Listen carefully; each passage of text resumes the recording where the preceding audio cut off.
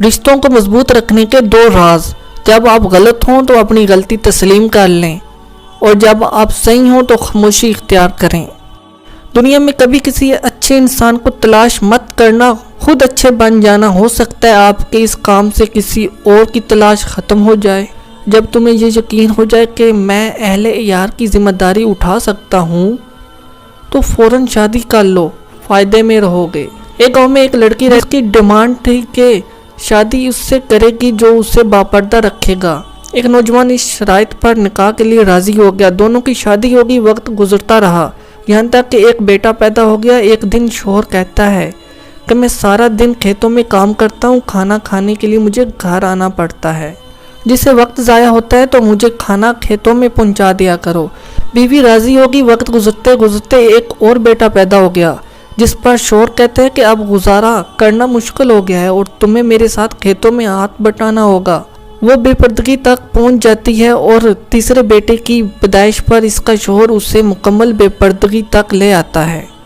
وقت گزرتا رہا جہاں تک کہ اولاد بڑی ہوگی۔ ایک دن یوں ہی بیٹھے بیٹھے شوہر ہنسنے لگتا ہے۔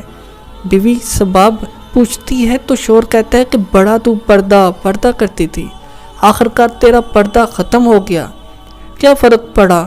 پردہ اور بے پردگی تو اب بھی ویسے ہی گزر رہی ہے۔ بیوی بولتی ہے کہ تم ساتھ والے کمرے میں چھپ جاؤ، میں تمہیں پردے اور بے پردگی کا فرق سمجھاتی ہوں۔ شوہر کمرے میں چھپ گیا اور اپنے بال بکھیرے رونا پیٹنا شروع کر دیا۔ پہلے بڑا بیٹا آتا ہے اور اپنی ماں سے رونے کا سبب پوچھتا ہے۔ کہتی ہے تیرے باپ نے مارا ہے تو کوئی بات نہیں، وہ آپ سے محبت بھی تو کرتے ہیں، وہ آپ کا خیال بھی تو رکھتے ہیں، اور سمجھا کر چلا گیا۔ اور پھر سے رونے کی ایکٹنگ کرتی ہے اور دوسرے بیٹے کو بلا کر بتاتی ہے کہ تیرے باپ نے مجھے مارا پیٹا ہے۔ بیٹا غصے میں آ گیا اور باپ کو برا بھلا کہنے لگا، ماں کو سمجھا بجھا کر چلا گیا۔ آخرکار عورت یہی ڈرامہ اپنے چھوٹے یعنی تیسرے بیٹے کے سامنے کرتی ہے۔ چھوٹا بیٹا تو غصے سے آگ بگولا ہو گیا اور زور زور سے گالیاں دیتے ڈنڈا اٹھا لیا اور کہتا ہے کہ اب بھی آپ نے باپ کی خبر لیتا ہوں۔